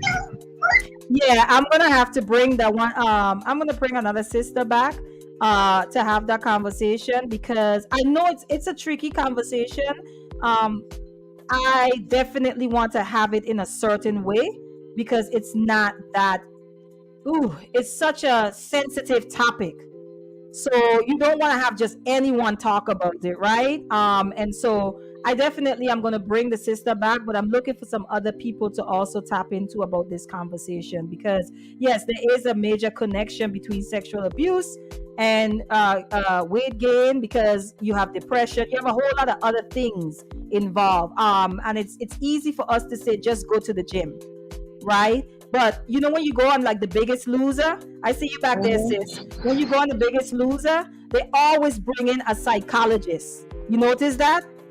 Yeah, to get in your mind. Exactly, because at the end of the day, they understand that, okay, there is a reason why, because we have vices. Food is a vice for some people. Let me bring the sister up. Food is a vice for some people. Alcohol, cannabis, also there are different vices out there. People have real food addictions, okay? So we focus on mostly drug addiction. People have sugar addiction. I think all of us in some capacity have sugar addiction, okay? And so when they bring the psychologist in, the psychologist is trying to get to the root of why you have ended up at this point in your life. But when we have the conversations on these platforms, in these spaces, it is just simply you're lazy. Exactly. You just don't want to work out. You just don't want to you don't want to go to the gym. And I feel like that's an oversimplification of a very nuanced and complex issue. That's my issue. Yes. I totally hear you, and I agree with everything you're saying, because that's true. And until it's addressed, it's going to keep happening. Yeah. You could try to keep shaming and doing all these things, but it's going to keep happening unless the root is uprooted, unless we talk about it and really start healing, and not just saying it, online, but really start doing it. Yeah. With people around us who battle with that, because that's a real thing. That mind game is a game in your mind, because even though I lost the weight, in my mind, I still think a certain way. I still Mm. hear the voices. No, you're this, you're that, you're this, you're that, and it's difficult at Yeah. times, So it starts with the mind, and once the mind is healed, then everything else could go into play. It just like slavery. Until you free your mind from the mental change, then everything else will fall in line. But that's Mm. all I have to say. Thank Okay. you for sounding off. I was getting triggered because these conversations are sensitive to those of us who really lived that lifestyle. Now in certain areas like overseas in Jamaica and things like that, it's acceptable. In some places it is acceptable, and they don't mind. They see it as a good thing, and they give you compliments and tell you to your face. I had a situation when I first visited Jamaica, and somebody actually looked at me and said, "Woo, girl, you're fat." And at first I was taken aback. I was like, "Oh my goodness." What? I was so embarrassed, and so I felt bad. But the lady I went with said, "No, that's a compliment." But I still felt a little off. You know what I'm saying? It Yeah. just felt weird. But I definitely think these are conversations that should happen. I just had to share that. No, But you're fine. You're fine. I mean, you talking to a Caribbean woman, so I get it. But I will say this, that yes, it probably might seem a little bit more socially acceptable, but it's no less unhealthy. I Because agree. yeah, in the Caribbean, our diet is, well, I'm just gonna say this, like for most people of African descent, like our diet consists, because you gotta remember, slavery also took place in the Caribbean islands, right? Mhm. And so when Mhm. you start talking about improvisation around like food, where our ancestors just kind of use what they had to kind of create certain dishes, you think about the staples in Caribbean culture. Caribbean culture diet is a very starchy diet. It's very starchy, Mhm. right? And so Mhm. even though it's a little bit more socially acceptable, like people are not necessarily shaming you. You get what I'm saying, overall, Right.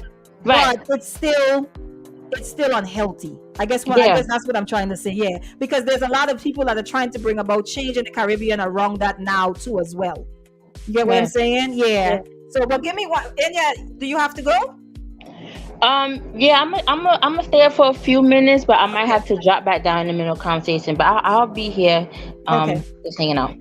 Okay. I just want to make sure that I get Dallas D in. But Dallas D, before I get you in, let me make sure I acknowledge some people that just came in. Hey, lover boy Lenski, you hiding? My fellow Aries, you hiding? I think you're busy though, but that's okay. Thanks for passing through. It's good to see you again. Let me see. This is. Oh, Sim Simmer says, okay, I want to make sure I'm gonna come back to the comments. Hey, Lucky, thanks for passing through, sis. All right, Miss Dallas D, how are you? I am great. How about you? I'm well. I'm well. Thanks I for had to coming come and up. I had to Huh? come and show some love. I have been trying to catch you live for a while, and this is like the Ooh. first time I've been able to catch you live. So I had to come up here and show some love. I appreciate you following the channel. Yeah. I'm subscribed to y'all and everything. Like I said, once I saw you on Gail's show, I was just like, oh, I gotta see that, because you was talking about the Roe Wade situation, Oh and I yeah, was, that's my conversation right there. oh no, I could tell. I was like, oh, she going in, and I loved it. I loved it. I love the pace of it. I love the respectful dialogue. Like I was just like, I love this conversation. It was just so mature. And Thank so you. I yeah. appreciate it. So what you gotta say to this conversation, Mama? Well, for me, I agree with everything that you're saying. And rarely do you hear people put it like that about you don't get to place value on me. And you're right. An individual can tell you that I'm not attracted to that. You are not what I'm looking for in another person. And I think as women, we've gotten to a place where we're so insulted by everything that somebody can't even tell us that I'm not attracted to that without us feeling some kind of way. And so a lot of times we get in our feelings. But my issue with Lizzo, it's not about her being overweight. It's not about her even being comfortable in her skin. I applaud everyone being comfortable in their skin. I don't care what your skin is. You should be comfortable in it, because if you're not, you're the only person that can change it. So if you're not comfortable in your skin, you do what you have to do to start making those changes. The issue that I have with Lizzo is how it's peddled in the Black community. It's like every woman that is overweight, and most of us are considered obese medically. So it's like Lizzo gave everybody a reason to say, you know what, I'm just going to be fat and I'm just going to be happy. And that's where the problem lies for me. It's the idolizing of the Lizzo. It's the making it socially acceptable that just because I'm this size, it doesn't mean I can't have this. And I agree. Just because Lizzo is that size, it doesn't mean she can't have a guy that's 6 feet tall, muscle bound, NFL player. It doesn't mean that she can't have them. My problem comes in where people are taking that conversation to where they expect it. And you can't expect anything. So that's part of where I have the problem with the conversation, is that I get where women are coming from. A man can't place value in you. Another individual cannot place value in you. The person that you're with can value you, but you bring yourself to the table. So nobody can determine what your value is but you. If your value has been lowered, it's only because of you, not because of somebody else. So I have a question. Before I forget. So I wanted to speak to what you said. So when you said, do you think that is what Lizzo is intentionally doing? Or do you think that it's dangerous because it can be interpreted that way? Do you think that that's what she's pushing? Or is the fear that it might be interpreted that way, which creates a whole nother issue? And I agree with that part. That's a question. I don't know if I think that she is doing it intentionally. I do think that she is intentionally pushing the confidence part, even though for me, I don't think that Lizzo is as confident as she portrays on TV. I really don't. And part of it is because I've seen the videos of her actually breaking down on YouTube. Yes. And while, don't get me wrong, life can get the best of you. People can be harsh, especially in today's environment of social media. The entire world has an opinion about every single solitary thing now. So it can be difficult, but I've been overweight. I've been to the doctor and I jumped on the scale and I couldn't believe it said what it said. I had a doctor tell me that I was pre-diabetic. The minute I heard pre-diabetic, I said, okay, I'm done. I've got to do something about this. I decided to change my lifestyle. I stopped eating butter. I gave up a lot of the starches, even though that was the hardest thing to do. I'm a starch lover. The sugars, I'm one of those that has sugar fits and I want to have my sugar. But I had to learn that I had to learn what was making me fall in love with those things that were keeping me unhealthy. Even though I love the sweets, what I had to teach myself was that I'm never going to give these up, because by pushing them away completely, I'm setting myself up for failure. So I had to realize that when I want sweets, I can't eat cake for dinner. I just need to have a couple of bites for dessert. That way I'm satisfying my sweet tooth, but I'm not filling up on cake for dinner. Mm-hmm. And that's where that's where I was. Mm-hmm. And I think more people, like you made a comment about, everybody says just go to the gym. It's not just about going to the gym. Weight loss is 70% what you put in your mouth. 30% is working out and staying active. So and 100% mental. Exactly. So if it's 70% what you put in your mouth, we have to determine what it is that we're eating that is maybe potentially causing us to gain weight or preventing us from losing weight. And we have to realize, what can I do without, and what can I not give up, but I have to learn how to moderate. You know what I'm saying? Mm-hmm. You can have anything in moderation. And I had to learn that. And I think that's where a lot of people struggle with weight loss. It's not just about just going to the gym. There's some people out there don't have an ounce of fat on them who've never been to the gym. So it's not just about going to the gym. There are people out there that are fat. Even when I was at my heaviest, there are skinny girls I can run circles around. I've always been able to jog even at my heaviest. And there are some skinny girls that are unhealthy. So it's not just about size. It's that perception that it's about size, but it's not.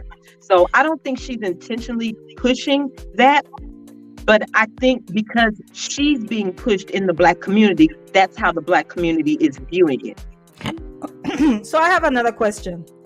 So, and I agree with you. The breakdowns, and then the sudden burst of confidence, and then the breakdowns, and then it's just like, it's giving me, it's just imbalance, and so I agree with that part. So do you think that, because you say you don't think that she's confident, and so the reason why I did this live is because, and I'm not saying this is you, I'm saying that when people see people that look like Lizzo, right, or maybe aesthetically they're not the most attractive people, okay, I'm just calling out some names that men have talked about, women who are unattractive. Leslie Jones comes to mind, Oprah Winfrey, like I can go down the list, okay. Do you not think that because the society that we live in, because of the way these people show up, because of their aesthetics, right, because of what they look like, because even because of people's phenotype, right, do you think that people or the society makes it seem like they shouldn't have access to confidence? Because you know how you just say you don't, but you give your reason why. You did say, this is why I don't think she's as confident as she is, and that's fair. But there's literally people who will see a Lizzo and just say she is not really that confident solely because of how she look. You get what I'm saying? So It's this idea in our society that you cannot be happy with one arm. You cannot be confident with a missing eye. You cannot be confident with that fat on your body. Do you get what I'm saying? And I do not think that they're one in the same. Like, I think these are two different things. I think these two things can be true. Somebody can be fat and confident in whatever their abilities are, right? Or even in their own bodies, whatever that is. Like, someone can be, these two things can be true. So the question I wanted to ask is, do you think that, let's say it wasn't Lizzo and you didn't see her online crying, let's say that wasn't the case, but it's another morbidly obese sister and she's portraying this confidence thing, do you think that you would still feel the same way? Do you think that you would question their confidence? Like I said, I question Lizzo's confidence because of what I've seen in Lizzo, and because me myself, I used to be that. I do not say this often, but I'll be open and honest. Yes. I was over 300 pounds. Okay. So, and I was confident. I was wearing bikinis. You can tell me that Beyonce looked better than me. So I know what that confidence looked like. I lost weight, not because I had an issue with my size. I lost weight because I had an issue with my health. So where does that come from? Where did that confidence come from? If you were at that weight, right? And you because technically that wouldn't be your best self, because that's a health Absolutely, issue. You're right. Absolutely. So where does that we're going somewhere now with this. Where does that confidence come from? Because it clearly wasn't attached to what you looked like. So where was it coming from? For me, it always came from a mental place, because for me, I'm the person that I place more weight on mental capacity than I do physical attributions. So because I know what I am intellectually, I never really focus too much on my outward appearance, because I know who I am on the inside. And for me, what's on the inside is what matters to me. I don't care about your ailments. I don't care about your handicaps, but I know the majority of people don't view life like that. So for me, that's where my confidence came from. It's because I place more value in intellectual capacity than physical attributes. So even though I was overweight and I wasn't my best self, I was the same person mentally. So I was holding on to the mental confidence. Even though, like I said, even though I was confident, I will say that in every overweight girl, there's a skinny girl living on the inside of you. All of us, even the slim girls, even the people that we think are slim, are looking in the mirror wishing they could lose that one little half a centimeter that they can grab around their midsection. They're wishing their butt was a little bit higher. Their boobs were set a little bit higher. Everybody wants to fix something about them. Everyone can look in the mirror and point out flaws about themselves.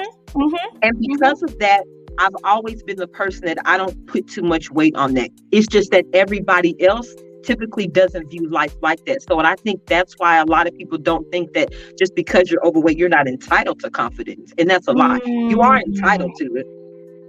And you can, and according to you, you can actually have it, and it Right. actually be genuine. Right. Like, it's not performative. You're like, no, you can have confidence and be big. Like, that is a possibility. And I think that's what I'm speaking to here, Ms. D, is that that's the issue. People are thinking that if you show up like a Lizzo, then the confidence that you supposedly are portraying is performative. And here you are saying it don't necessarily mean it's performative. It just means that they find the value that they find in themselves is not always attached to the exterior. Sometimes you are confident because you know you have a beautiful mind. Okay, you know what I'm saying? You know your personality is the shit. You get what I'm saying? You know you're a good person. You know that you help people. You're a good caretaker. You're a good sister. You're a good mother. You're a good daughter. Like, these are things that feel or build confidence. To me, those are the things that create your value. There we go. So that's what I'm saying. So then society, in the society we live in, comes in and say, no, this is what makes you valuable. And then we agree with it. Because here's the thing, something only becomes true in the overall society when we all agree with it. Agree with it meaning we participate in it and we perpetuate it.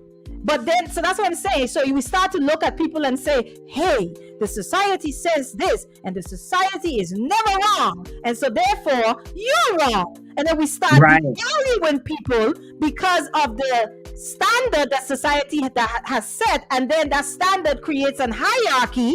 And then society gets to determine that these people have to stay at the bottom of the value system, right? And then we come in and we participate in it and we perpetuate it and then we project it onto each other. And so for me, as a Black woman, and I say this all the time, I'm very careful because a lot of what we are using to weaponize against each other have been things that have been used to try to destroy our spirits, right? So we should know what it feels like to be marginalized, right? So why do it to each other? We know what that feels like. We know what when somebody says you're not valuable because your nose is too broad, or your lips are too thick, or your hair does not sit straight down, right? Or your skin is too dark. We know what that, or your ass is too big, your hips are too wide. Right. Okay? We know what that feels like, and still we turn around and we do it to each other. And that's where I have an issue, because it's like we have to look at things in the society that we know is wrong and dare to say, no, it's wrong. And therefore I am unplugging my consciousness and my spirit from it. And I am refusing to treat my fellow human brothers and sisters like that, simply because society says this is how well, I'm here to tell you society is wrong and it's stupid and it's ridiculous and the people at the top are a bunch of assholes. That's how I see that. And that's me unplugging. So when I come and I see you, or I see another sister, or just my neighbor, I don't treat them based on what society says is valuable, right? I treat them based on how they show up in my space. If you respect me, we will be respectful to each other. Amen. If you honor my value I placed on myself, I am going to, reciprocity is the law, is the order of the day. It's an exchange, not what somebody says. Miss D is this, so therefore, she's not valuable. And it's we're talking about weight right now, but I'm talking about ableism, I'm talking about ageism. All of these isms are all rooted in that. So when I talked about the elders, when you start discarding of older people because you're like, they're not as valuable anymore because they've aged. And I'm like, they are valuable. They just are in a different capacity now. They can function and contribute. Go ahead. They're more valuable because they've aged. To be honest with you, they've been here longer. They've done this before. I'm reading this book here by Malidoma, Patrice, Mhm. of the water and of the spirit. And I just started it. And he's talking about when his grandfather died. And in their culture, Dagaras, it's in Burkina Faso, is a tribe in Burkina Faso. And he is talking about the relationship between the grandchild and the grandparent. And he says because the grandparent is on their way out to the ancestral realm and that child is coming in, right? They believe that there's some exchange of information that has to happen, right? So the child informs the grandparent, and this is what they believe in their culture. And I was reading that thing and I was just like, this is so beautiful.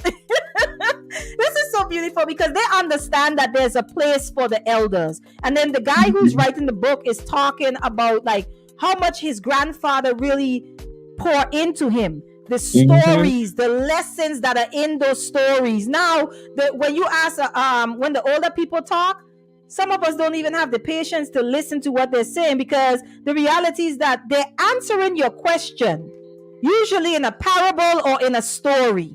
Okay, because they're gonna tell you the story and you're gonna listen. Okay, but we don't even have the patience. It's like, oh my gosh, can't you just answer the question? No, because there's a certain level of wisdom that they've acquired in their time in this earth that they are trying to pass on to you.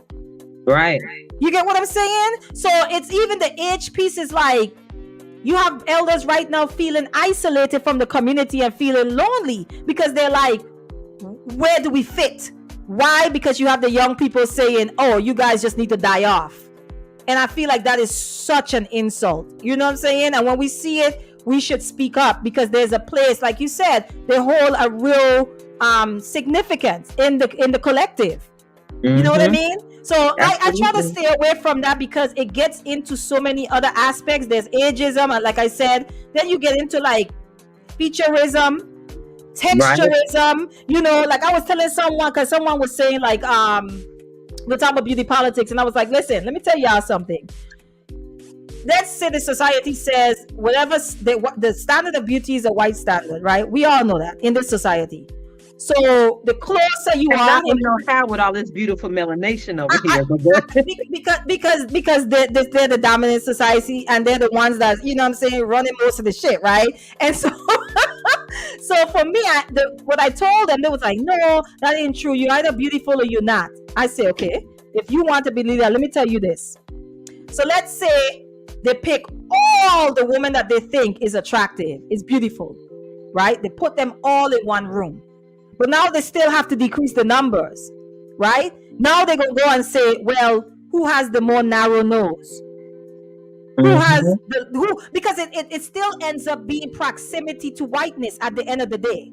So even though you have all beautiful women, because you're right, if you're attractive, you're attractive. But then you put all the beautiful women in the one room, and then now to decrease the numbers, what do you think is going to happen? Now you get into who is the closest to whiteness. So now you have to look at skin color. You have to look at the nose size. You have to look at lip size. You have to look at the hair texture. And now your numbers. So by the time you're done, when you pick the most beautiful woman in the room, what happens is it's the ones that are closest to whiteness at the beginning and at the end of the day. That is the point. That is the point. So I don't even know why people deny this. So my thing is, when you start attacking people and basing their value and telling them what they deserve or don't deserve solely based on what they look like, where does that put Black people in the society? At the bottom of the barrel, because I'm glad you brought the comment about hair, because between me and you, both of us have undesirable hair. There are some people that do not like my crazy. Some people don't listen. There's so many men, they cannot do the ball thing. And and for me, it doesn't bother me because I'm married to someone who don't have that issue. You get what I'm saying? So it doesn't bother me. And for me, before I was married, because I just got married like yesterday, but before I was married, when we were dating, or before I even met my husband, my hair, I was bald before we met. And for me, I just didn't care, because the reason for me, when I went bald, I just refused to grow my hair back because it made my life so much easier. I no longer was obsessing about my hair. And we all know the relationship Black women have with their hair.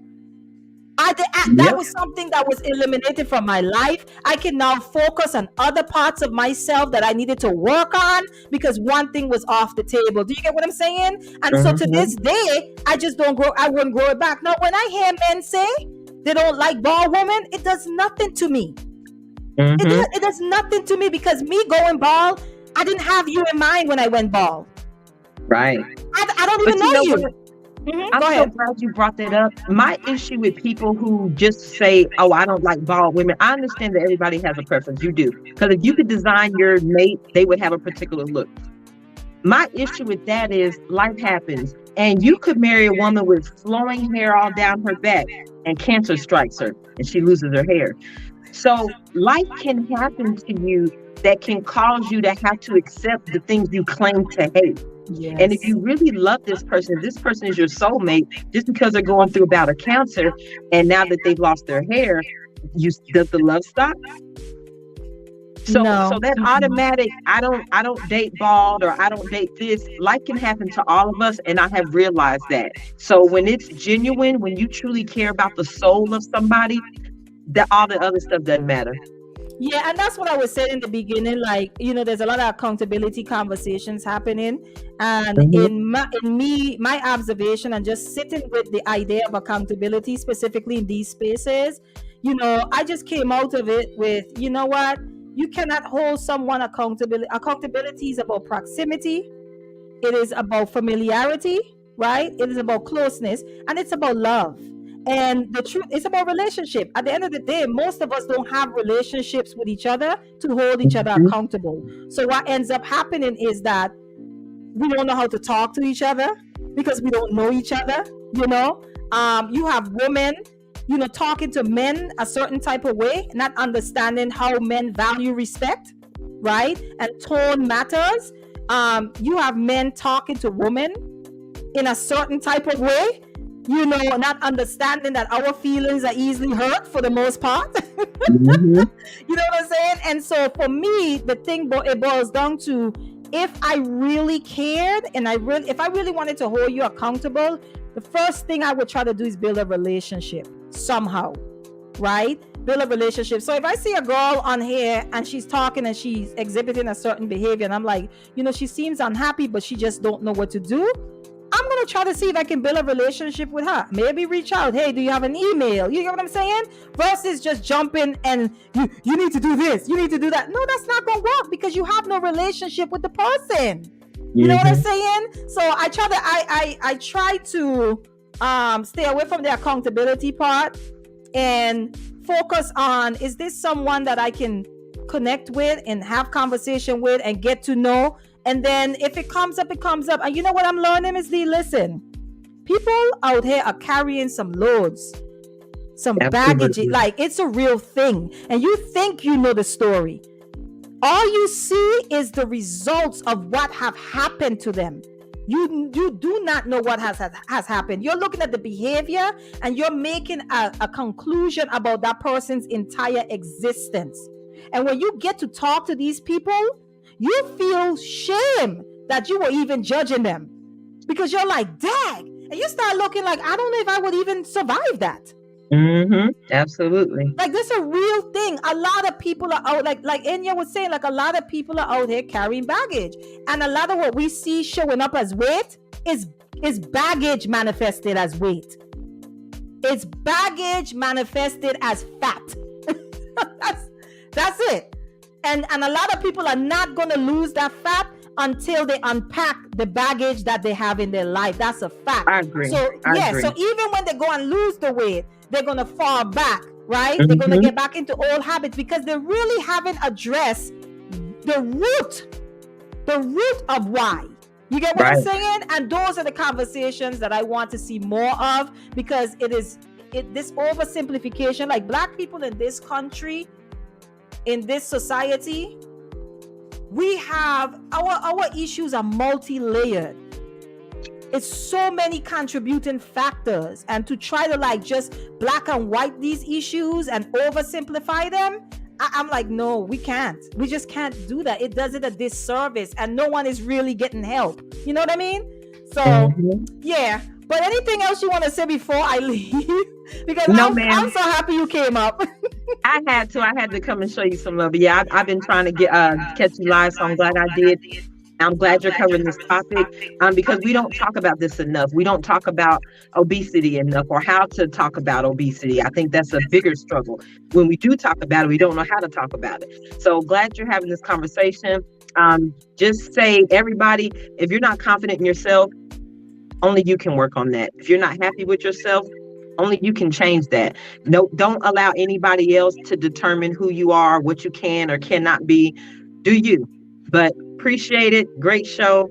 Thank you for having me on. Thank you. Peace and blessings. All right. Have a good one. Alrighty. Okay, guys, make sure you guys subscribe to Melanated and Candid Conversations. That's a really, really dope platform. Again, if you're here and you haven't subscribed, make sure you guys subscribe. If you want to follow me on Instagram, I'm at The Real Hanifa Nayela on Instagram. If you're feeling generous and you just want to send me a donation, you can cash out me at $ Hanifa Nayela. I hope that you got something out of this conversation. I hope that your mind and your mental state, when you leave here, that you're leaving here feeling a little bit better, maybe even provoked to take action in some area of your life. I hope to see you on Monday and at 6 p.m. I'm here Monday at 6 p.m. and Friday at 5 p.m. And until next time, I love you guys. Thank you for the support. Thank you for always showing up and having the conversation. And until next time, peace and blessings.